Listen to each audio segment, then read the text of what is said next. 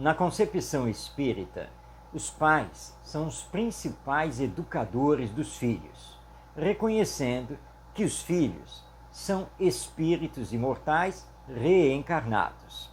Essa concepção é muito importante para entendermos essa missão dos pais, porque, na verdade, os filhos não são filhos dos pais, mas são filhos de Deus.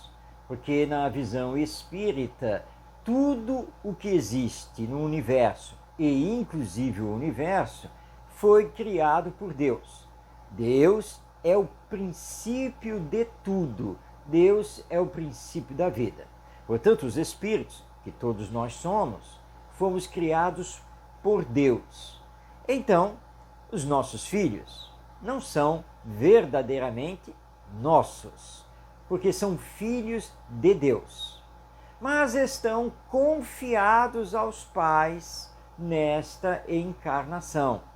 Por isso, então, que ser pai e ser mãe se reveste de uma missão muito importante, missão essa dada por Deus. E nós podemos aqui ampliar que essa missão não é apenas dos pais, mas também dos avós, na dinâmica social em que estamos inseridos. Mas que missão é essa? Como educadores, o que os pais devem fazer em relação aos seus filhos? A visão espírita nos diz que esse espírito que reencarnou e que agora está no período infantil da nova existência, ele, na verdade, é um espírito velho, porque ele já teve outras existências, ele já adquiriu conhecimentos, já teve experiências, e esta é mais uma. E, portanto, ele traz consigo as chamadas ideias inatas e as tendências de caráter. E então os pais precisam observar os filhos, perceber as suas tendências, as suas ideias e corrigi-las quando for o caso. Por isso, Allan Kardec, o codificador do Espiritismo, nos diz que, na verdadeira educação, nós vamos ter o combate às más tendências que, porventura, o espírito esteja demonstrando. E é aí que Allan Kardec nos diz que essa verdadeira educação é a educação moral desse espírito.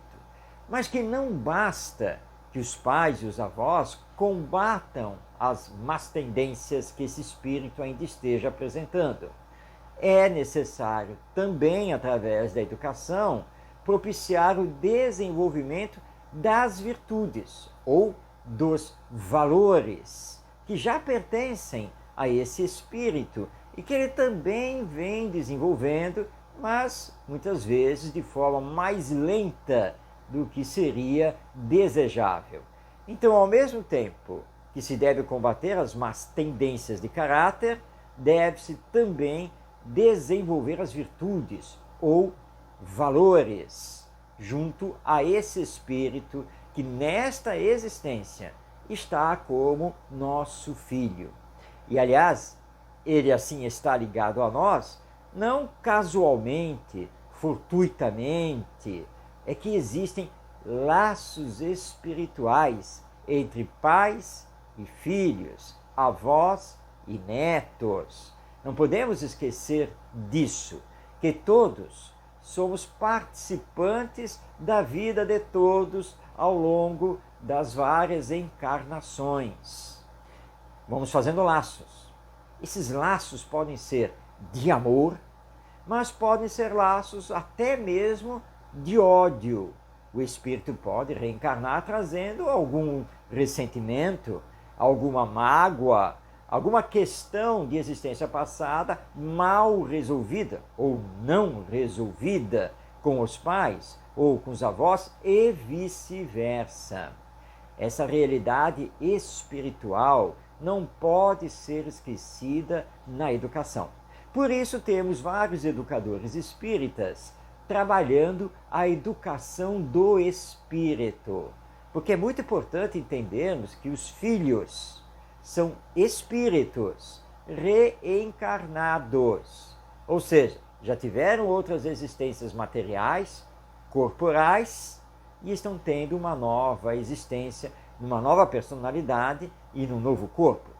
E os pais não têm a missão apenas biológica de fornecer um novo corpo a esse espírito. Eles têm a missão educativa. Por isso, respondem perante a lei divina pelo que estão fazendo ou deixando de fazer na educação dos seus filhos.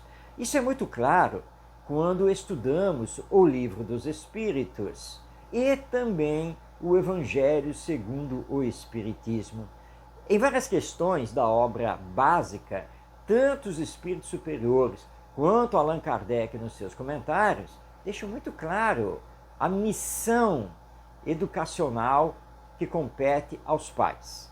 E em vários textos, principalmente dos espíritos, lá no Evangelho segundo o Espiritismo, nós também encontramos essa missão, destacando aqui o item 9 do capítulo 14, que é uma página magistral da espiritualidade superior a respeito dessa missão educacional dos pais, que não podem transferir essa missão para terceiros.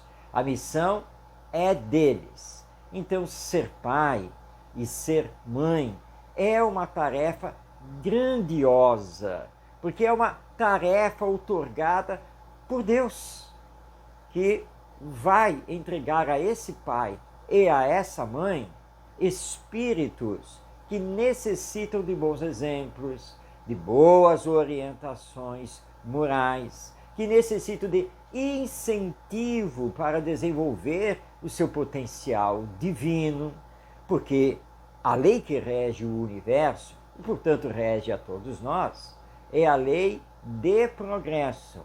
Aliás, muito bem estudada na terceira parte do Livro dos Espíritos, e que entendemos também como lei de evolução, porque tudo evolui no universo, tudo evolui na natureza, e somos destinados por Deus para que um dia cheguemos na perfeição.